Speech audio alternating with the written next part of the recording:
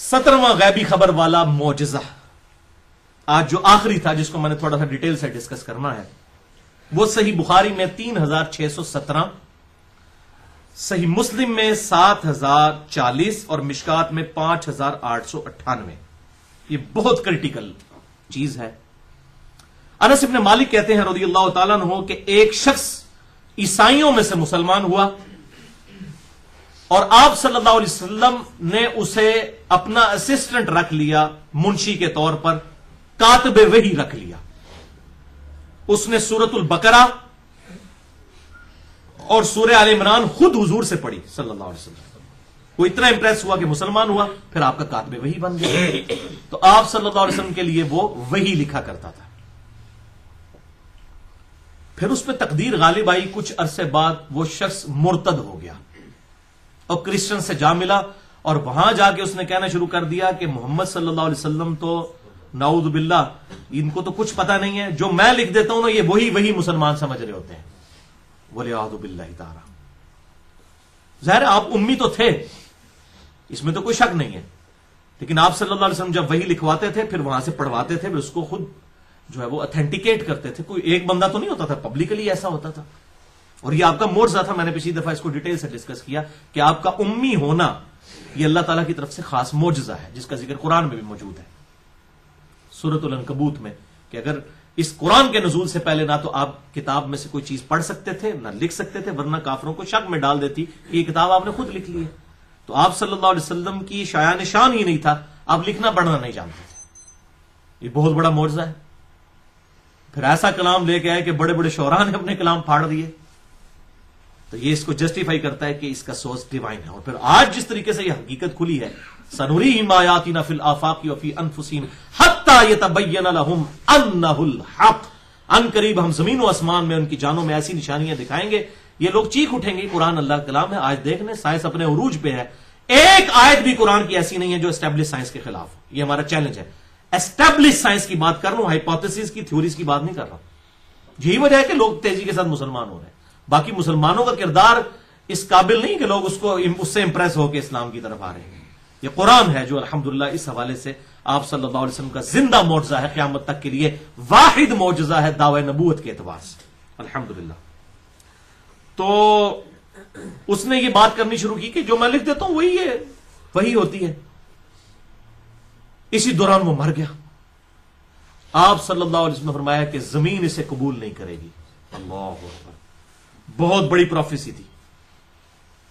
اس کے ساتھیوں نے اسے زمین میں دفنایا، صبح لاش باہر پڑی گئی۔ پھر انہوں نے کہا یہ ہو سکتا ہے حضور کے صحابہ نے بدلہ اتارا ہو، اس کی لاش باہر نکالی ہو، حالانکہ ان کی تو یہ تربیت ہی نہیں ہوئی تھی۔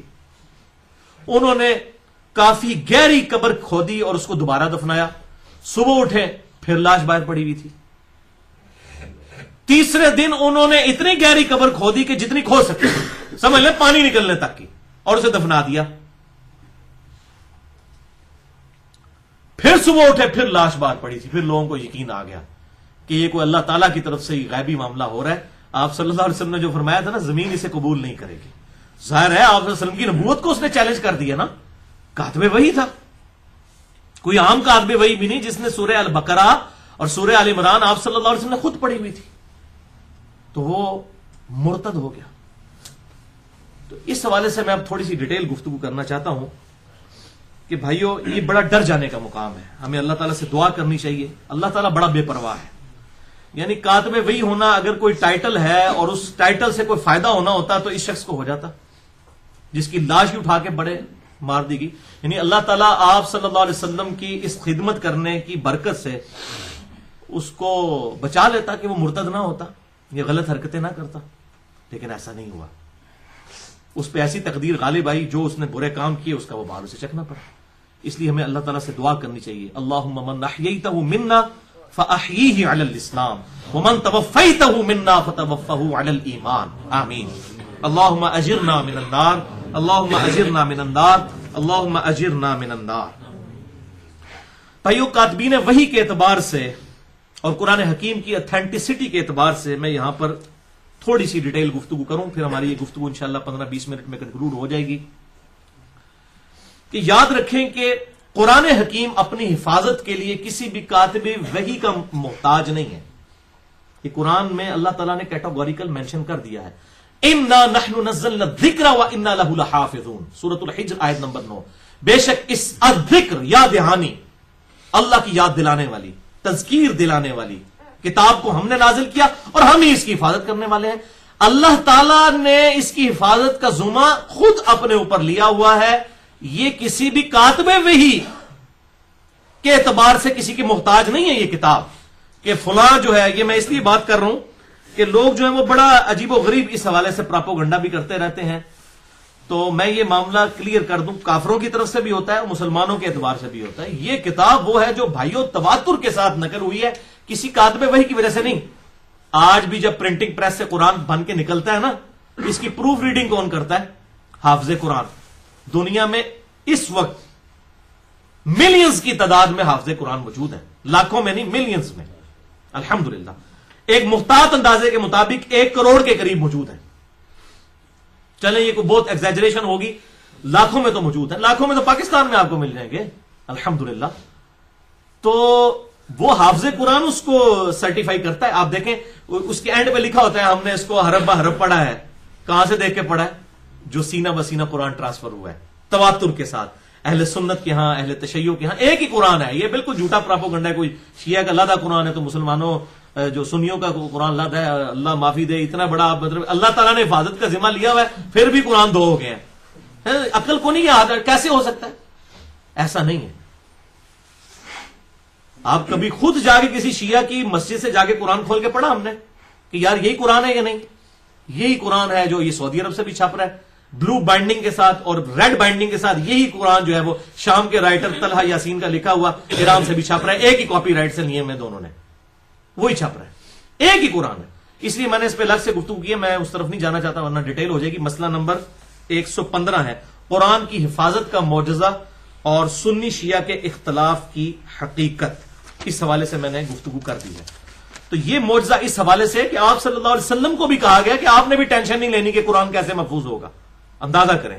اور اس کا ذکر سورۃ القیامہ کی آیت نمبر 16 سے لے کر 19 تک ہے. اللہ تعالیٰ فرماتا ہے اعوذ باللہ من الشیطان الرجیم بسم اللہ الرحمن الرحیم لا تحرک بہ لسانک. اے محبوب صلی اللہ علیہ وسلم اپنی زبان کو تیزی سے حرکت نہ دیا کریں. لتعجل بہ کہ آپ اس کو اجلت کے ساتھ اس کو آپ یاد کر لیں. یعنی آپ جب آپ کے دل پر قرآن نازل ہوتا تھا آپ جلدی جلدی زبان اس کے ساتھ ہلاتے تھے کہ میں کہیں بھول نہ جاؤں. تو اللہ تعالیٰ فرمایا یہ آپ کام نہ کیا کریں. ان علینا جمعہ وقرآنہ، یہ ہمارے ذمے ہے اس قرآن کو جمع کر دینا آپ کے سینے کے اندر، اس قرآن کو پڑھانا یہ ہمارے ذمے ہے.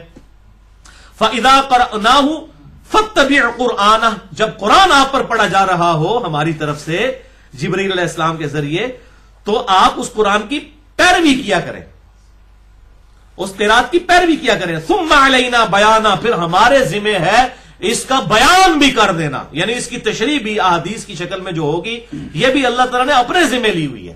اس لیے وہ ڈاکٹر اسرار صاحب نے وہ جو قرآن کی تشریح ریکارڈ کروائی اس کا نام بیان القرآن رکھا. قرآن کا بیان یعنی اس کی ایکسپلینیشن. کاتبین وحی کی تعداد احادیث اور سیرت کی کتابوں میں 20 سے زیادہ ملتی ہے.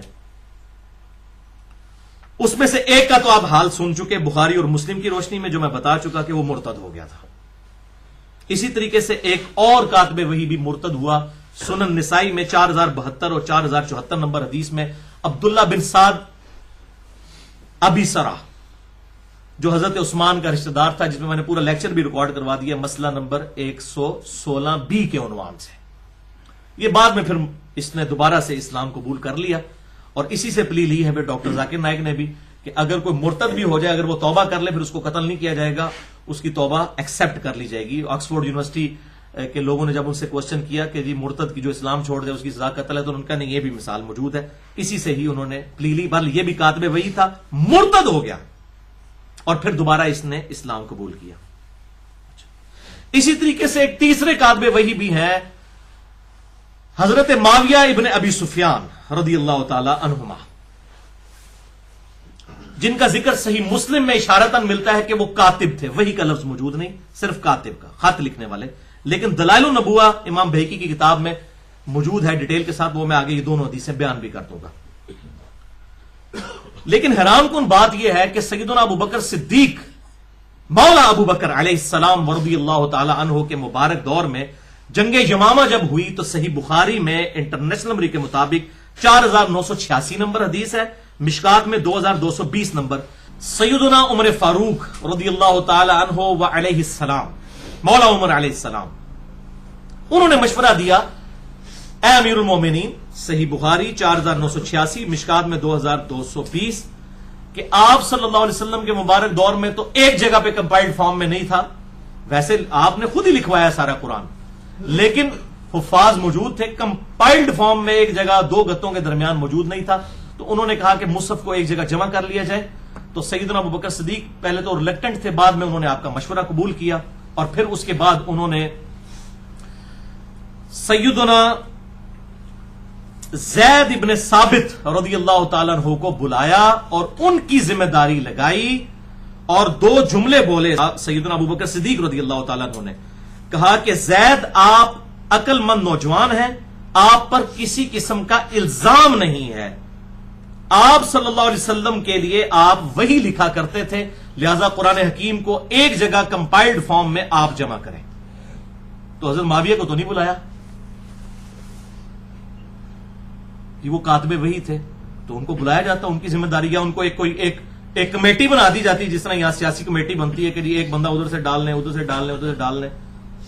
انہوں نے صرف ایک بندے کی ڈیوٹی لگائی، زید ابن ثابت رضی اللہ تعالیٰ عنہ، اور کہا آپ پہ الزام نہیں ہے کسی قسم کا، یعنی آپ ٹرو مومن ہیں، یعنی شروع سے حضور کے ساتھ ہیں اور آپ وہی لکھتے ہیں، یعنی موسٹ ریلائبل پرسنالٹی آپ ہی ہے، آپ کے ذمہ کیا جائے. زید ابن ثابت کہتے ہیں اللہ کی قسم اگر ابو بکر رضی اللہ تعالیٰ عنہ وعلیہ السلام مجھے یہ کہتے نا کہ پہاڑ ایک جگہ سے کھود کے دوسری جگہ پہنچا دے تو میں زیادہ پریشان نہ ہوتا. اس سے مشکل کام یہ تھا کہ میرے ذمہ اتنی بڑی ذمہ داری انہوں نے لگا دی کہ قرآن حکیم کو ایک جگہ جو ہے کمپائلڈ فارم کے اندر جمع کیا جائے. بہرحال انہوں نے یہ معاملہ کیا الحمدللہ، اور قرآن حکیم کا یہ مصحف ہمارے پاس موجود ہے الحمدللہ اس حوالے سے. لہذا حضرت معاویہ بن ابی سفیان رضی اللہ تعالیٰ عنہ کے بارے میں جو بخاری اور مسلم میں ایسی احادیث آتی ہیں جس سے ان کے کریکٹر کے حوالے سے کافی کمزوریاں امت کے سامنے امام بخاری اور امام مسلم لے کر آئے، تو منکرین حدیث تو ان حدیثوں کو ہی جعلی کہتے ہیں. دوسری طرف جو اہل سنت ہیں وہ حدیثیں کہتے ہیں یہ حدیثیں تو ٹھیک ہیں، بیان نہیں کرنی چاہیے. تو بھئی اگر بیان نہیں کرنے والی تھی تو امام مسلم نے صحیح مسلم کے مقدمے میں لکھا ہے کہ میں صحیح مسلم عوام الناس کے لیے لکھ رہا ہوں. بیان تو انہوں نے کی ہیں، امت تک بات پہنچائی ہے کہ حق بات کیا ہے. اور میں مولویوں کو سنتا ہوں، ایک سعودی عرب میں مولوی بیٹھا ہوا ہے، اس کو عجیب و غریب قسم کی وہ باتیں کر رہا تھا، ایک انڈیا کا مولوی ہے وہ بھی باتیں کر رہا تھا کہ جی حضرت معاویہ کے بارے میں اگر آپ نے بات کی نا تو قرآن شک میں پڑ جائے گا، لعنت اللہ علی الکاذبین. اور قرآن معاویہ بن ابی سفیان رضی اللہ تعالیٰ کا محتاج ہے، جن کی ڈیوٹی بھی نہیں لگائی گئی ابو بکر صدیق کی طرف سے. وہ زید ابن ثابت کی ڈیوٹی لگی، قرآن شک میں پڑ جائے گا، اور تہاڈی روٹیاں شاکی چ پی جان گیاں، جہی ملوکیت دیا تنخواہ پہ کھاندے ہو وہ شاکی چ پی جان گیاں. اور نمک حلالی تو تسی کرنی ہے نا جنہاں کو لے کے پہ کھاندے ہو. قرآن شک میں پڑ جائے گا جی، یہ تو حضرت معاویہ پہ اٹیک جو ہے وہ قرآن پہ اٹیک ہے، وہ وہی لکھا کرتے تھے. اور بھائی کیڑی وہی لکھی؟ فتح مکہ کے موقع پر جو بندہ مسلمان ہوا جب 99.99% قرآن نازل ہو چکا ہے، اس کے بعد کون سی وہی لکھی ہے؟ اور اگر لکھی تھی اور لیبل پرسنالٹی تھی تو حضرت ابوبکر صدیق رضی اللہ تعالیٰ عنہ ان کی ڈیوٹی لگا دیتے نا، جو تسی مامے بنے ہوئے ہو جناب 1400 سال بعد انہوں نے وکالت پہ کر دیو، کمیٹی شامل کر دیتے. انہوں نے زید ابن ثابت کو کہا کہ آپ وہی لکھا کرتے تھے، آپ نوجوان ہیں اور آپ پہ کسی قسم کا الزام نہیں ہے، آپ کی ڈیوٹی ہے. تو بھائی حضرت معاویہ کا کوئی محتاج نہیں ہے، قرآن کسی بھی کاتب وحی کا محتاج نہیں ہے. آپ آیات سن چکے ہیں، اللہ تعالیٰ نے یہ اپنے ذمہ خود لیا تھا، یہ اللہ تعالیٰ نے محفوظ کیا ہے. اور یہ لکھنے کی وجہ سے صرف محفوظ نہیں ہے، یہ سینہ بہ سینہ قرآن جو ہے وہ تواتر کے ساتھ پوری دنیا کے اندر مسلمانوں کے سینوں میں چل رہا ہے. اور آج بھی جب بھی اس کی اتھینٹیکیشن کی جاتی ہے پرنٹنگ پریس سے، وہ حافظ قرآن کرتا ہے، اس کے پاس کوئی نسخہ نہیں ہوتا، وہ اپنے جو سینے میں محفوظ ہے اس کی بنیاد کے اوپر الحمدللہ کرتا ہے. تو یہ کسی کا محتاج نہیں ہے. الحمدللہ خلفائے راشدین کے ذریعے اللہ تعالیٰ نے علیہم السلام ان کے ذریعے اس کتاب کو محفوظ فرما دیا. اس حوالے سے میں آخر میں 3 حدیثیں بیان کرنا چاہتا ہوں صحیح مسلم سے، تاکہ یہ معاملہ میں کاتب وحی والا مسئلہ جو ہے اس کو بالکل کھول کر ایک امت تک یہ بھی حق بتا دوں، تاکہ یہ مجھے پھر بعد میں گالیاں نکالیں. لیکن مجھے کوئی گالی نہ نکالے، جس نے نکالنی امام مسلم کو نکالے اور اپنا ایمان برباد کرے، جنہوں نے یہ کتاب لکھ کر اور امت کو حق بات بتائی. آپ کے مولویوں نے، آپ کے استادوں نے آپ کو نہیں بتائی تو انہوں نے جان نو پیٹو، منو کو پیٹ دو. میرا تو آپ کو شکر گزار ہونا چاہیے کہ میرے ذریعے سے آپ کو حق بات پتہ چل رہی ہے جو کہ آپ کی اپنی کتابوں میں لکھی تھی. یعنی یہ صحیح مسلم ہماری اہل سنت کی مشترکہ کتاب ہے، یہ میں نے تو نہیں بنائی گھر بیٹھ کے. تو اس حوالے سے میں نے ایک پورا ریسرچ پیپر بھی اب لکھ دیا ہے، ریسرچ پیپر نمبر 5B، واقعہ کربلا کا حقیقی پس منظر 72 صحیح الاسناد احادیث کی روشنی میں، جس میں 150 روایتیں میں نے جمع کی ہیں. 72 کا ٹائٹل میں نے شہدائے کربلا کی 72 کی نسبت سے لیا ہے. ایک ایک نمبرنگ پہ 4-4 5-5 حدیثیں بھی ہیں اس میں، تاکہ وہ 72 کی نسبت قائم رہے. اور وہ الحمدللہ عربی میں بھی آ چکا ہے. پہلے میں نے عربی میں لکھا ہے، جن کو ہے نا عربی ہم عربی کتابوں سے پڑھتے ہیں، پائی عربی لکھا ہے، پہلے عربی میں لکھا، اردو میں ترجمہ بھی PDF فارم میں اہل سنت پاک.com پہ ریسرچ پیپر نمبر 5B آپ کو مل جائے گا. انگلش کا ترجمہ بھی ہو رہا ہے اور ہندی کا بھی.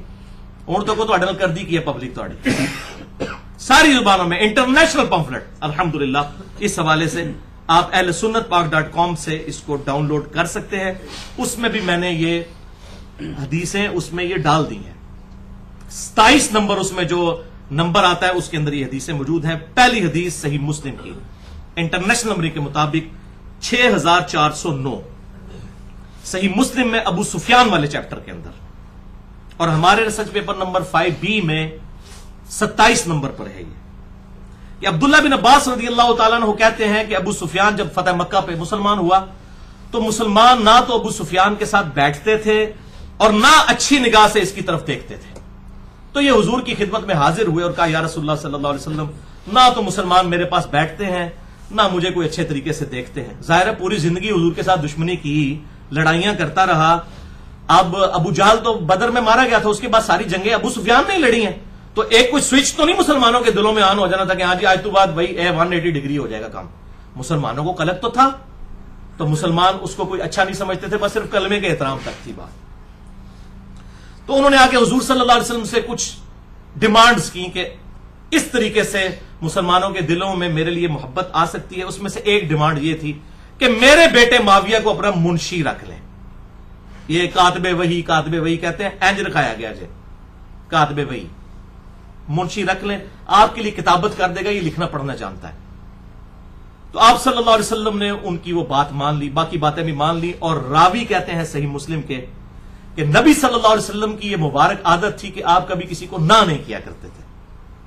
اور وہ کہتے ہیں کہ اگر ابو سفیان خود سے حضور کو نہ کہتا تو آپ صلی اللہ علیہ وسلم کبھی ابو سفیان کی یہ ڈیمانڈ پوری نہ کرتے، یعنی معاویہ کو اپنا کاتب رکھنے والی ڈیمانڈ کبھی خود سے نہ پوری کرتے. یہ ابو سفیان کی دل جوئی کے لیے آپ نے کیا. اور بھائی جی جو بندے سفارشی بھرتی ہوئے ہیں، یہ اسی لینگویج ہے، سفارشی، پازیٹو سفارش کی بات کر رہا ہوں، ان کو آپ نے کہا یہ قرآن ڈاؤٹ میں پڑ جائے گا جی کاتب وحی. زید ابن ثابت کدھر گیا جس نے ساری کارنامہ کیا ہے؟ کیوں پبلک کو جھوٹی باتیں ملوکیت کی طرح کھا کے تو بتا رہے ہیں قرآن ڈاؤٹ میں پڑ جائے گا. جاہل مولوی پتہ ہی نہیں ان کو کہ قرآن کہاں سے آیا، کس نے محفوظ کیا، انا نحن نزلنا الذکر وانا لہ لحافظون. تو اس قسم کی باتیں پبلک کو بتاتے ہیں. اینج پائی جی ہوئی ہے پرتی. اب آپ دیکھیں گے اس کے بعد کیا ہوا. یہ بھی صحیح مسلم میں دوسری حدیث 6628 اور ہمارے ریسرچ پیپر نمبر 5B پہ 27 نمبر پہ، اسی نمبرنگ پہ میں نے اکٹھی ڈالی ہے تاکہ پتہ چلے کہ یہ کاتب وحی کی بھرتی کیسے ہوئی ہے. اس کے راوی بھی عبداللہ ابن عباس ہے رضی اللہ تعالیٰ. وہ کہتے ہیں میں چھوٹا بچہ تھا، آپ صلی اللہ علیہ وسلم میرے پاس تشریف لائے تو کہتے ہیں میں دروازے کے پیچھے چھپ گیا. چھوٹے بچے تھے، یعنی ہارڈلی 10 سال کے قریب عمر ہوگی اس وقت، کیونکہ آپ صلی اللہ علیہ وسلم کی وفات کے وقت 13 سال تھی. تو کہتے ہیں میں اس لیے چھپ گیا مجھے حضور کوئی کام نہ کہہ دیں. بچہ کھیلنے کے لیے وہ گھر سے نکلے ہوئے تھے، تو آپ نے مجھے ڈھونڈ لیا. پھر آپ نے میری گدی پہ پیار سے ایسے تھپکی لگائی. آپ فرمایا جاؤ معاویہ کو بلا کر لاؤ، یعنی آپ نے کوئی خط و کتابت کروانی ہوگی. تو وہ گئے حضرت معاویہ کو بلانے کے لیے، اور واپس آ کے انہوں نے کہا کہ یا رسول اللہ صلی اللہ علیہ وسلم، وہ تو کھانا کھا رہے ہیں. اچھا ادھر کچھ چمچے ہیں، وہ کہتے ہیں کہ جی انہوں نے حضرت معاویہ کو بتایا ہی نہیں ہے جا کے. وہ تو آڈا منڈا نہیں سی بھائی عبداللہ ابن عباس ہی، وہ باہر ہی ویکھ کے آ گئے کہ وہ کھانا کھا رہے ہیں. حضور نے سی پتا کہ بھائی کھانا کھا رہے ہیں تو کھانے میں نہیں ٹوکنا چاہیے تھا. آپ نے دوبارہ بھیجا، فرمایا جاؤ اس کو بلا کے لاؤ. تو آپ کیا سمجھتے ہیں وہ باہر سے دیکھ کے ہی واپس آ گئے ہوں گے؟ یہ چمچے خام خواہ بیچ میں کر رہے ہیں. میں اب آگے بتاتا ہوں. باقی اس کا طریق بھی خام خواہ. وہ گئے, ان کا یازن وہ کھانا کھا رہے ہیں, انہوں نے ہی جواب دیا کہ کھانا کھا رہے ہیں. اچھا جی, پھر آپ نے فرمایا, تیسری بار فرمایا کہ اسے بلا کے لاؤ. تیسری بار بھی یہ جواب ملا, جی میں کھانا کھا کے آنا. تو آپ صلی اللہ علیہ وسلم کی مبارک زبان سے ایک جملہ نکل گیا اس موقع کے اوپر. آپ صلی اللہ علیہ وسلم نے فرمایا, اللہ تعالیٰ اس کا پیٹ کبھی نہ بھرے. استغفر اللہ واتوب الیہ والعیاذ باللہ تعالی. تو یہ آپ کی مبارک زبان سے ایک کلمہ نکل گیا کہ اللہ اس کا پیٹ کبھی نہ بھرے. اب دلائل النبوہ امام بہیقی کی کتاب سے, اچھا اس میں کہیں موجود نہیں ہے کہ وہ وہی لکھتے تھے, دوسری بھی حدیث میں ہے کہ کاتب رکھ لیں, جس سے یہ لیتے ہیں نا, کانا یکتب الوحی, کانا یکتب الوحی آدھی و اینا ٹوٹا چک دینے اس حدیث, میں تو پوری حدیث سنانا ہوں آج. اور یہ کام جو ہے نا, مطلب ان لوگوں نے بھی کیا ہے کہ مجھے افسوس ہوتا ہے کہ انسان کو حق بات پوری امت کو بتانی چاہیے. یہ اسی طریقے سے ہے کہ آپ وہ ہمارے وہاں پہ ایک دیوبندی عالم تھے, تو انہوں نے صحیح مسلم سے ایک حدیث ہمارے بھائی کو بتائی کہ آپ صلی اللہ علیہ وسلم جب نماز شروع کرتے تو دونوں ہاتھ کانوں تک اٹھاتے, مالک بن حویرث کی. تو ان کا اس لیے ہم کانوں تک اٹھاتے ہیں. ہم بھی کہتے ہیں کانوں تک اور کندھوں تک ایک ہی ہے, انگلیاں کانوں کے برابر اور ہتھیلیاں کندھوں کے برابر, یہ ایک ہی چیز ہے.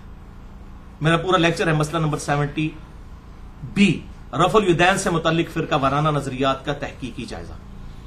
وہ میرے پاس لے کے آیا, مجھے کہتا علی بھائی یہ دیکھیں انہوں نے حدیث دکھائی صحیح مسلم سے. تو میں نے کہا یار کاش یہ حدیث آپ کو پوری دکھا دیتا. وہ اس حدیث کے آگے پتہ کیا لکھا ہوا ہے, جب آپ صلی اللہ علیہ وسلم نماز شروع کرتے دونوں ہاتھ کانوں تک اٹھاتے, پھر رکوع میں جاتے لگتے تو پھر دونوں کان تک ہاتھ اٹھاتے, اور جب رکوع سے سر اٹھاتے پھر دونوں ہاتھ کانوں تک اٹھاتے. اس نے وہ پوری حدیث نہیں بتائی, وہ اتنا ٹکڑا پڑھا دیا. یہ وہی کام کیا ہے ان لوگوں نے بھی, اللہ تعالیٰ ان کو معاف کرے. ایک تو فوت ہو چکے ہیں, شیخ زبیر علی زئی رحمہ اللہ میرے استاد ہیں. میں اپنے آپ کو ان کی زندہ کرامت سمجھتا ہوں, ان کی برکت سے میں نے بہت علم حاصل کیا, ان کی کتابوں کے ذریعے, ان کی ویڈیوز اور میری پرسنل ڈسکشنز کے ذریعے. شیخ زبیر علی زئی المتوفا 1435 ہجری, انہوں نے اپنی توضیح الاحکام جلد 2 میں بس یہ لکھا کانا یکتب الوحی, کہ حضرت معاویہ وہی لکھا کرتے تھے. دلائل النبوہ کا حوالہ دے دیا, 2506 نمبر حدیث. اور ہمارے جیلم شہر میں بھی غلام مصطفیٰ ظہیر صاحب نے میرے خلاف اپنے زوم میں ایک جو ہے وہ رسالہ نکالا, 49 نمبر السنہ, اس کے اندر بھی بس یہ اتنا نقل کیا وکانا یکتب الوحی. میں نے اس کو مکتبۃ الشاملہ میں لکھ کے ڈھونڈا, وہ نکال لیا. بھائی جی کمپیوٹر سے جھوٹ نہیں ماردا, مولوی تو چھپا جائے گا, کمپیوٹر تو نہیں چھپائے گا کیڑی گل پوری کی ہے. اب میں وہ پوری حدیث میں نے اس میں ڈال دی ہے الحمدللہ اپنے ریسرچ پیپر میں. میں آپ کو ورڈ بائی ورڈ بتاتا ہوں, اور پھر آپ یہ فیصلہ کریں کہ یہ لوگ اس طرح کیوں کرتے ہیں, کس کو دھوکہ دینا چاہتے ہیں, کیوں اس طرح کی حرکتیں کرتے ہیں. اگر حق پر ہے پوری بات بتا کے اس کو جسٹیفائی کریں, پوری بات بتائیں پبلک کو, پوری اپنے گاٹے فٹ ہوندی ہے. اچھا اب دوسری طرف وہ بریلوی کہتے ہیں قل انما انا بشر مثلکم, نہ پڑھو حضور کی گستاخی ہو جائے گی. ادھر کہتے ہیں نہیں عقیدے کا معاملہ ہے, ہم ضرور بیان کریں گے. بھائی حضور کی گستاخی بڑی گستاخی ہے, یہ معاویہ بن ابی سفیان کی گستاخی جو ان کے زوم میں گستاخی ہے وہ بڑی ہے. وہ حدیث بیان کرے, کہتے ہیں یہ صحابہ کی گستاخی ہوتی ہے. پھر تسی قل انما انا بشر مثلکم بھی نہ بیان کریا کرو. اور آپ یہ بھی نہ بیان کریا کرے جامع ترمذی سے کہ حج تمتع پہ پابندی لگا دی تھی حضرت عمر علیہ السلام نے, تو حضرت عبداللہ ابن عمر نے مخالفت کی تھی, تو یہ تو حضرت عمر کی توہین ہے. کروڑوں معاویہ ایک عمر کے برابر نہیں ہو سکتے رضی اللہ عنہما. تو بھئی حضرت عمر کی گستاخی تو اہل حدیث کے ہر جو ہے وہ سٹیج سے ہو رہی ہے, اس حوالے سے نہیں, گستاخی نہیں ہے میرے بھائیوں, یہ حق ہے. حق کو واضح کرنے کے لیے ظاہر ساری باتیں ہوں گی. قرآن میں تو حضرت یوسف علیہ السلام کے بھائی 2 نبیوں کے صحابی ہیں, حضرت یعقوب کے بھی, حضرت یوسف علیہ السلام کے, ان کی غلطیاں بیان ہوئی. ان غلطیوں کے بعد لان تان کرنا یہ رافضیوں کا طریقہ ہے.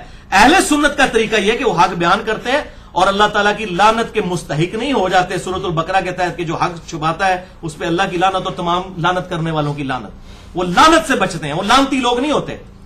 جو سنی ہوگا صحیح, وہ لعنتی نہیں ہوگا. یہ ٹنی ہے سارے. میں یہ کہوں ٹنی, سنا کے سنی, ٹنی. اور سنی وہ ہوتا ہے جو بکش مسلمان ہو, کتاب و سنت کے مطابق اپنے عقائد رکھتا ہو.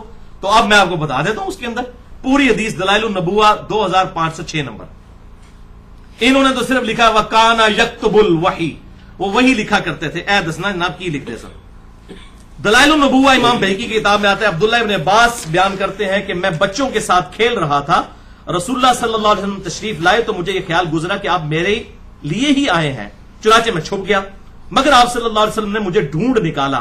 آپ صلی اللہ علیہ وسلم نے مجھے ہلکی سی تھپکی لگائی اور فرمایا جاؤ معاویہ کو بلا کر لاؤ، اور وہ وہی لکھا کرتے تھے. اے جی بھائی ٹوٹا بھی چکا ڈلے انہوں نے، وَكَانَ يَكْتُبُ الْوَحِي.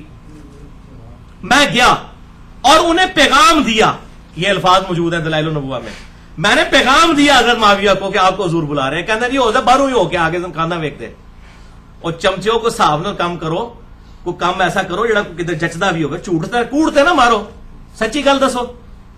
کہتے ہیں میں گیا انہیں پیغام دیا تو جواب میں کہا گیا وہ کھانا کھا رہے ہیں. میں نے آ کے آپ صلی اللہ علیہ وسلم کو بتا دیا. آپ صلی اللہ علیہ وسلم نے کچھ دیر بعد پھر فرمایا جاؤ معاویہ کو بلا کر لاؤ. پھر میں گیا، پھر وہی جواب ملا. پھر آپ صلی اللہ علیہ وسلم کو بات بتائی. پھر آپ نے تیسری بار فرمایا کہ اللہ تعالیٰ اس کا پیٹ نہ بھرے. یہ آپ صلی اللہ علیہ وسلم کی مبارک زبان سے نکل گیا. اچھا وہ کہتے ہیں جناب یہ دعا دی ہے ان کو، اس کا پیٹ نہ بھرے، یہ دعا دی ہے. اچھا وہ آگے الفاظ موجود ہیں، دعا کیا دی ہے، آگے الفاظ بھی دیکھیں.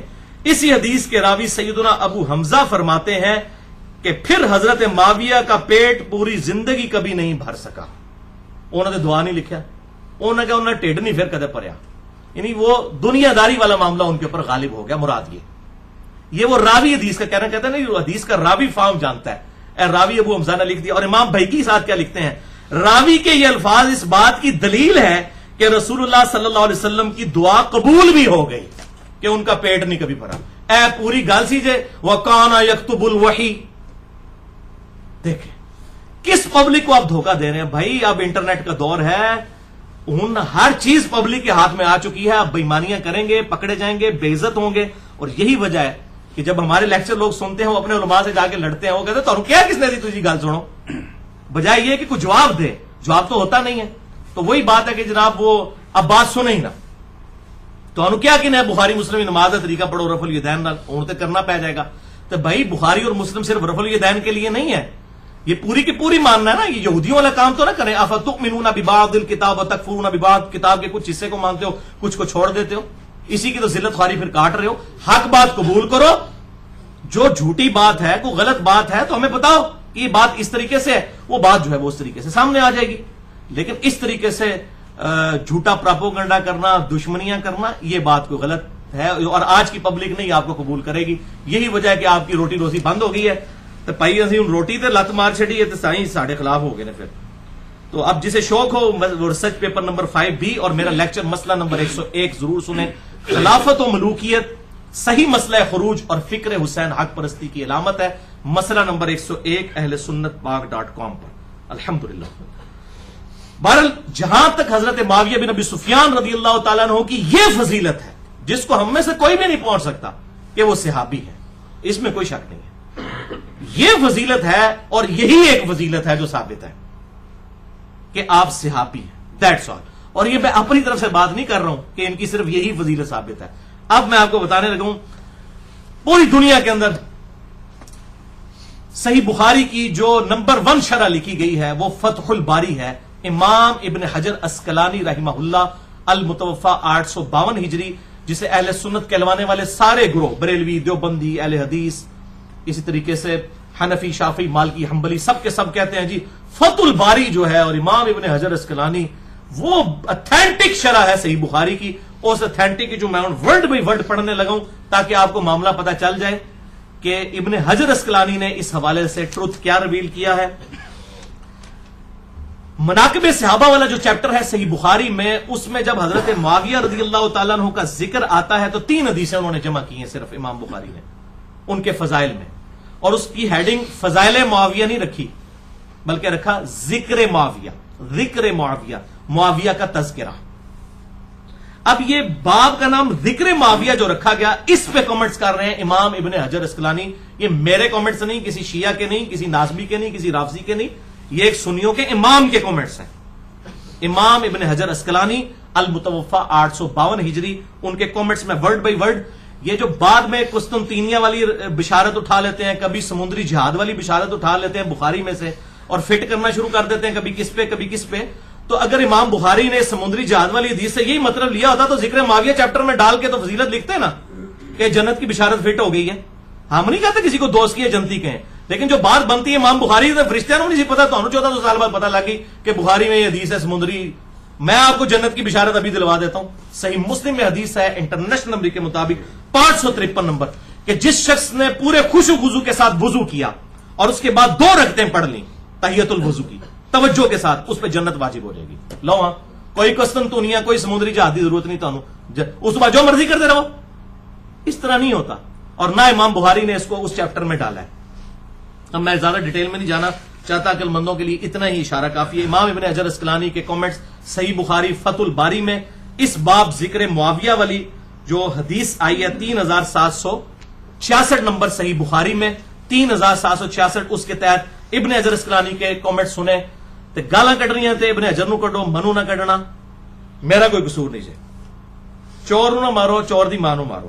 امام ابن حجر اسقلانی لکھتے ہیں امام بخاری رحمت اللہ علیہ نے یہاں صحیح بخاری میں حضرت معاویہ رضی اللہ تعالیٰ عنہ سے متعلق باب کے عنوان میں صرف لفظ ذکر معاویہ بیان کیا اور فضیلت یا منقبت جیسے الفاظ استعمال نہیں کیے, یعنی فضائل معاویہ نہیں لکھا, کیونکہ اس حدیث سے کوئی فضیلت معلوم ہی نہیں ہوتی. وہ حدیث کیا تھی کہ حضرت معاویہ ایک وتر پڑھا کرتے تھے. تو ابن عباس کو آ کے شکایت کی گئی کہ یہ تو ایک ہی وتر پڑھتے ہیں. تو انہیں شکایت کی گئی کہ وہ ایک ہی وتر پڑھتے ہیں. شکایت تو انہوں نے کہا وہ صحابی ہیں, ان کو چھوڑ دو, فقیہ ہیں وہ, اگر یہ کام کر رہے ہیں تو ان کے اوپر کوئی یہ ہے جناب. اس میں سے انہوں نے لکھا کہ فقیہ اور صحابی ہم مانتے ہیں الحمدللہ, عقلمند صحابی تھے, بہت عقلمند تھے, ہم مانتے ہیں, اس میں کوئی شک نہیں ہے. تو یہ فضیلت نکلی ہے, اور اس حدیث کے تحت یہ سارے کامنٹس چل رہے ہیں ابن حجر اسقلانی کے. تو وہ کہتے ہیں کہ امام بخاری نے لفظ فضیلت یا منقبت جیسے الفاظ ذکر نہیں کیے کیونکہ اس حدیث سے کوئی فضیلت معلوم ہی نہیں ہوتی. یہ ابن حجر لکھ رہے ہیں, میں نے نہیں.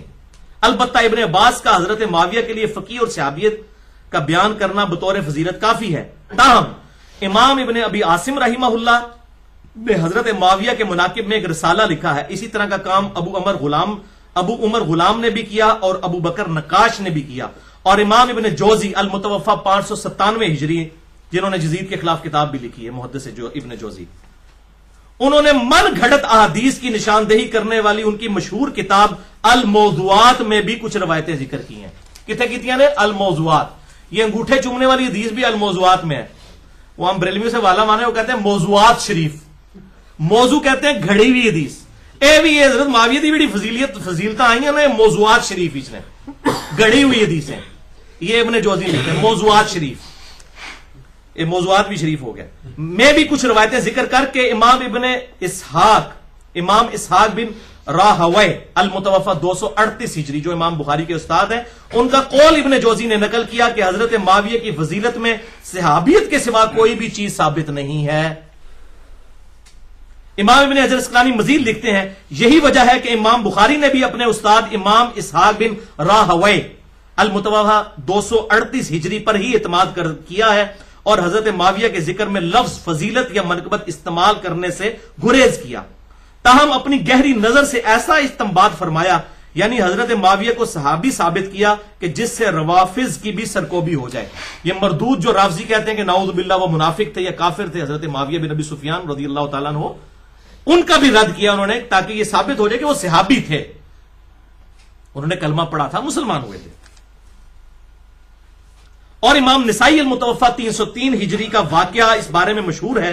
انہوں نے بھی اپنے استاد امام نسائی کے بھی استاد ہیں, امام بخاری کے بھی استاد ہیں, امام اسحاق بن راہوے المتوفا 238 ہجری, ان پر اعتماد کیا اور اپنی مشہور کتاب فضائل صحابہ میں کوئی بھی حدیث حضرت معاویہ کی فضیلت میں ذکر نہیں کی. اور پھر امام حاکم المتوفا 405 ہجری کا بھی قصہ اسی طرح ہے.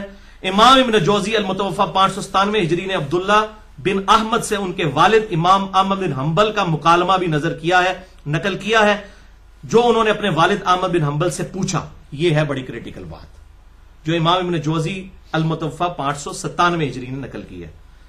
امام احمد بن حنبل سے ان کے بیٹے نے پوچھا کہ سیدنا علی بن ابی طالب اور حضرت معاویہ بن ابی سفیان رضی اللہ تعالی عنہما کے اختلاف سے متعلق آپ کی کیا رائے ہے؟ تو امام احمد بن حنبل المتوفا 241 ہجری نے کچھ دیر تک سر جھکائی رکھا. یہ میں ان کے جواب دیا پتر لوں کہ گستاخی نہ ہو جائے, تو سوچتے رہے تھوڑی دیر تک, یا کوئی ایسا جملہ بولوں کہ وہ سب کچھ کمپریہنسو ہو.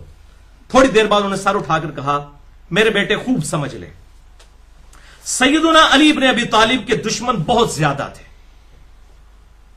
جنہوں نے ان کے عیب تلاش کرنے کی بڑی کوشش کی مگر ناکام رہے۔ چنانچہ ان دشمنوں نے ایک متبادل چال کے طور پر ایک دوسرے شخص یعنی معاویہ بن ابی سفیان کو اپنے مقصد کی برآوری کے لیے موزوں پایا، جو کہ ان سے جنگیں کر چکا تھا۔ چنانچہ ان دشمنوں نے حضرت علی رضی اللہ تعالیٰ عنہ کے مقابلے پر حضرت معاویہ کو بڑھا چڑھا کر پیش کیا۔ امام احمد بن حنبل کے اس جواب میں اشارہ ہے، یہ ابن حجر اسقلانی لکھتے ہیں کہ یہ احمد بن حنبل نے جو کہا نا کہ انہوں نے بڑھا چڑھا کے پیش کیا، تو ابن حجر اس پہ کامنٹس کر رہے ہیں۔ وہ کہتے ہیں کہ اس میں احمد بن حنبل نے یہ جواب دیا، اس میں اشارہ ہے کہ کچھ لوگوں نے حضرت معاویہ کے لیے بے بنیاد فضائل گھاڑ لیے ہیں جن کی کوئی اصلیت نہیں ہے۔ یہ حقیقت ہے کہ حضرت معاویہ رضی اللہ تعالیٰ عنہ کے لیے روایات فضیلت تو بہت زیادہ آئی ہیں، مگر ان احادیث میں سے کوئی ایک حدیث بھی اسنادی اعتبار سے اصول محدثین پر صحیح نہیں ہے، کیٹیگوریکل ڈینائی۔ اسی لیے امام اسحاق بن راہوی، امام نسائی رحمہ اللہ نے اس موقف کو بڑے یقین کے ساتھ اختیار کیا ہے کہ حضرت معاویہ رضی اللہ تعالیٰ عنہ کی فضیلت میں صحابیت کے علاوہ کوئی اور چیز ثابت نہیں ہے۔ یہ ہے بھائیو وہ ساری چیز۔ البتہ میں چونکہ منصف مزاج آدمی ہوں، میں آخر میں ان کی صحابیت ثابت کرنے کے لیے اپنی گفتگو کو کنکلوڈ کرتا ہوں۔ صحیح مسلم کی وہ جو تیسری حدیث میں نے بیان کرنی تھی، انٹرنیشنل نمبر کے مطابق 6857 ہے، مشکات میں بھی موجود ہے 2278، جو مسند احمد میں بھی ہے، اور اکثر یہ طارق قادری صاحب اسے وہ میلاد کی محفل کے ثبوت میں یہ حدیث پیش کر رہے ہوتے ہیں، صحیح مسلم اور مسند احمد کی۔ ابو سعید خدری رضی اللہ تعالیٰ عنہ کہتے ہیں کہ ایک دن حضرت معاویہ بن ابی سفیان رضی اللہ تعالیٰ عنہ مسجد میں تشریف لائے تو کچھ صحابہ کرام، کچھ تابعین بیٹھے ہوئے آپس میں گفتگو کر رہے تھے، تو حضرت معاویہ ان کے قریب آئے اور کہا کہ یہاں تم کس لیے بیٹھے ہو؟ تو انہوں نے کہا ہم اللہ کا ذکر کرنے بیٹھے ہیں، اللہ رسول کی باتیں کر رہے ہیں۔ تو حضرت معاویہ نے کہا کہ اللہ کی قسم اٹھا کر کہو کہ تم اسی کام کے لیے بیٹھے ہو۔ انہوں نے کہا کہ اللہ کی قسم ہم صرف اللہ تبارک و تعالیٰ کے ذکر کے لیے یہاں پر بیٹھے ہیں۔ تو پھر حضرت معاویہ رضی اللہ تعالیٰ عنہ نے کہا کہ میں نے یہ قسم اس لیے نہیں اٹھوائی کہ معاذ اللہ میں نے کوئی بدگمانی کی ہے تمہارے بارے میں، بلکہ آپ رضی اللہ تعالیٰ عنہ نے سنت پر عمل کیا۔ آپ کہتے ہیں ایک دفعہ ہم بھی اسی طریقے سے مسجد میں بیٹھے ہوئے تھے اور آپ صلی اللہ علیہ وسلم تشریف لائے ہمارے پاس، اور آپ نے ہم سے پوچھا کہ تم کس لیے بیٹھے ہو؟ تو ہم نے کہا کہ ہم اس چیز پر شکر ادا کرنے کے لیے بیٹھے ہیں کہ اللہ تعالیٰ نے ہمیں اسلام کی دولت عطا فرمائی، مرنے سے پہلے حق دکھا دیا، الحمدللہ، اس پہ اللہ کا شکر ادا کر رہے ہیں۔ تو حضور صلی اللہ علیہ وسلم نے فرمایا اللہ کی قسم اٹھاؤ کہ اسی لیے بیٹھے ہو۔ تو انہوں نے کہا یا رسول اللہ اسی لیے بیٹھے ہیں، اللہ کی قسم اٹھاتے ہیں۔ تو پھر آپ صلی اللہ علیہ وسلم نے بھی فرمایا کہ میں نے کوئی بدگمانی کی وجہ سے قسم نہیں اٹھوائی، بلکہ ابھی ابھی جبرائیل علیہ السلام میرے پاس آئے تھے اور انہوں نے فرمایا کہ آپ کے ان اصحاب کی وجہ سے اللہ تعالیٰ فرشتوں کے سامنے بھی فخر فرما رہا ہے۔ فرشتوں نے کہا تھا نا کہ یہ بندے تو قتل و غارت کریں گے، تو انہیں کس لیے پیدا کیا؟ یہ بھی تو بندے ہیں جنہوں نے نبی کی دعوت قبول کر لی۔ تو اس حدیث سے میرے نزدیک حضرت معاویہ رضی اللہ تعالیٰ کی یہ فضیلت ثابت ہوتی ہے، ان کی صحابیت اور ان کا اسلام لانا۔ تو یہ دو ایکسٹریمز ہیں، ایک طرف روافظ کی ایکسٹریم ہے جو ان کو منافق یا نعوذ باللہ کافر کہتے ہیں، دوسری طرف سنیوں میں گھسے ہوئے ناصبیوں کی ایکسٹریم ہے کہ جو وہ ہر جھوٹی فضیلت ثابت کر کے ان کو حضرت علی سے اوپر کرنے کی کوشش کرتے ہیں، ان کو یزید کو حضرت حسین سے اوپر کرنے کی کوشش کرتے ہیں، بالکل جعلی طریقوں سے۔ جو صحیح چیز ہے وہ میں نے آپ کو بتا دی ہے۔ تو یہ اس سے وہ ربیع الاول کا وہ کہتے ہیں میلاد کی محفل منا رہے تھے، اس میں کہیں میلاد نہیں لکھا بھائی میرے، وہ تو شکر ادا کر رہے تھے، جیسے یہاں ہم درس قرآن کے لیے جو لوگ جمع ہیں تو اللہ کا شکر ادا کر رہے ہیں، وہ یہ کر رہے تھے، میلاد وغیرہ نہیں منا رہے تھے۔ تو وہ ہر بندہ اپنی مطلب کے رزلٹ نکالتا ہے، جو حدیث خود کسی نے پڑھنی نہیں ہے۔ صحیح مسلم 6857 نمبر، مشکات میں بھی 2278 نمبر موجود ہے۔ بھارت صحابہ کرام ایک لیول کے سارے نہیں تھے، اس میں کئی باتیں اور ہو سکتی ہیں لیکن میں سکپ کرتا ہوں۔ میرا مسئلہ نمبر ہے 96، عظمت صحابہ، رد المنافقین اور سنی شیعہ کے اختلاف کا تحقیقی جائزہ۔ اس میں کئی ایسی باتیں ہیں جو میں اس کے ساتھ اب کرنا چاہتا تھا لیکن میں سکپ کرتا ہوں، جسے شوق ہو وہ 2.25 گھنٹے کا لیکچر مسئلہ نمبر 96 دیکھ لے اہل سنت پاک.com پر۔ اور اینڈ پہ میں وہ دعا کرتا ہوں جو قرآن حکیم میں سورۃ الحشر کی آیت نمبر 10 میں ہمیں اللہ تعالیٰ نے سکھائی ہے کہ جو ایمان والے لوگ ہیں وہ اپنے سے پہلے جو ایمان والے لوگ گزر چکے ان کے لیے کن الفاظ میں دعا کرتے ہیں۔ اعوذ باللہ من الشیطان الرجیم، بسم اللہ الرحمن الرحیم، ربنا اغفر لنا ولاخواننا الذین سبقونا بالایمان۔ اے اللہ ہمیں بھی بخش دے اور ہم سے پہلے جتنے بھی ایمان کی حالت میں دنیا سے گئے ہیں، چاہے صحابہ ہوں، تابعین ہوں، تبع تابعین ہوں، جو بھی کلمہ گو مسلمان تھے، سب کو بخش دے، آمین۔ یہ دعا، اور پھر ساتھ ہی ہے ولا تجعل فی قلوبنا غلا للذین آمنوا ربنا انک رؤوف الرحیم، اے اللہ ان مسلمانوں کے بارے میں ہمارے دل میں کوئی برائی، کوئی کینہ نہ رکھنا، جو اہل ایمان گزر چکے ان کے بارے میں برائی اور کوئی کینہ نہ رکھنا، اے اللہ تو بخشنے والا مہربان ہے۔ اب یہ غلطی کا بیان کرنا کوئی کینہ نہیں ہے، ورنہ میں اس میں آپ کو ایک اینٹی وینم اور پھکی کے طور پر، علم الکلام کے طور پر الزامی جواب دے دوں۔ صحیح بخاری اٹھا کے آپ دیکھ لیں، حضرت واشی نے اسلام قبول کر لیا فتح مکہ کے بعد۔ آپ صلی اللہ علیہ وسلم نے فرمایا واشی تیرا اسلام قبول، یہ بخاری شریف ہے، کوئی سٹوری بک نہیں میں پڑھ رہا، واشی والے چیپٹر میں آپ دیکھ لیں، اس کے اسلام لانے والے واقعے میں، تیرا اسلام قبول ہے لیکن مجھے اپنی شکل نہیں دکھانی تو نے، کیونکہ مجھے اپنا چچا یاد آتا ہے حمزہ۔ اب حمزہ کوئی عام انسان تو نہیں تھے، حضور صلی اللہ علیہ وسلم کے دودھ پیتے بھائی بھی تھے، چچا بھی لگتے تھے، تو آپ کو اپنا دکھ نہیں بھولا۔ تو جن لوگوں نے حضرت حسین کو تکلیفیں دیں، وہ کس منہ سے چاہتے ہیں کہ جی ہم جو ہے وہ ان لوگوں کے بارے میں، اگر اللہ کے محبوب جن کے بارے میں قرآن کہہ رہا ہے بالمؤمنین رؤوف الرحیم، جو واشی کے لیے رؤوف الرحیم تھے، انہوں نے بھی اپنے جذبات میں یہ بات کی کہ مجھے اپنی شکل نہیں دکھانی ہے، تو اب لگائیں فتویٰ کہ آپ کے دل میں بغض تھا واشی کا؟ نہیں، بغض نہیں تھا، بس آپ کو تکلیف ہوتی تھی میرے سامنے نہ آئے۔ اسی طریقے سے جن لوگوں نے حضرت حسین کو یا حضرت علی کو یا خلفائے راشدین کو تکلیف دی ہیں، ہمیں ان کے بارے میں ہمارے دل میں بھی رنج موجود ہے، اس سے زیادہ کچھ نہیں ہے۔ ہم تو کہتے ہیں سب کو اللہ تعالیٰ بخش دے، ہمارے سے پوچھ کے کسی نے جنت میں نہیں بھیجنا کسی کو، اور نہ یہ بات ہے کہ سب کے سب بلا حساب و کتاب بخشے جائیں گے، یہ بھی بالکل جعلی بات ہے۔ وہ 70,000 لوگ ہی بلا حساب و کتاب جانے ہیں، جن میں حضرت عکاشہ شامل ہیں بخاری اور مسلم میں، اور باقی لوگ شامل نہیں ہیں۔ یہ کوئی اتنا سیدھا معاملہ نہیں ہے کہ جس نے بھی آپ کو دیکھ لیا اور بلا حساب و کتاب ہی جنت میں چلا گیا، ورنہ صحیح مسلم کھول کے دیکھ لیں، مدعم نامی غلام تھا جو آپ صلی اللہ علیہ وسلم کی سواری کا کجاوا کسا کرتا تھا اور آپ کو سفر و حضر میں وضو کروایا کرتا تھا۔ خیبر کے موقع پر اسے نامعلوم تیر لگا اور وہ شہید ہو گیا۔ صحابہ نے کہا تو سیدھا جنتی ہے، اسی بھی یہی کہنا سی۔ آپ فرمایا تم جنت کی بشارت دے رہے ہو، جبکہ اس نے خیبر کے مال غنیمت میں سے ایک چادر چوری کی تھی اور میں دیکھ رہا ہوں کہ آگ کی پناہ کے اس پہ ڈال دی گئی ہے۔ ایک چادر کو اللہ نے اتنا سیریس لے لیا، اور حضور صلی اللہ علیہ وسلم کی خدمت کرنے والا وہ صحابی تھا۔ جب اللہ تعالیٰ پکڑنے پہ آئے تو وہ کسی کو چھوٹی سی بات پہ بھی پکڑ سکتا ہے۔ ہم کسی کو جنت کی گارنٹیاں نہیں مان سکتے، ہم یہ کہتے ہیں کہ ہر کلمہ گو انشاءاللہ ایک نہ ایک دن جنت میں جائے گا، بس اس سے زیادہ ہم نہیں کہتے۔ یا وہ جو لوگ جن کو بائی نیم جنت کی بشارت دی گئی ہے، عشرہ مبشرہ ہوں یا اصحاب شجرہ ہوں یا اصحاب بدر ہوں، ان کا معاملہ الگ ہے۔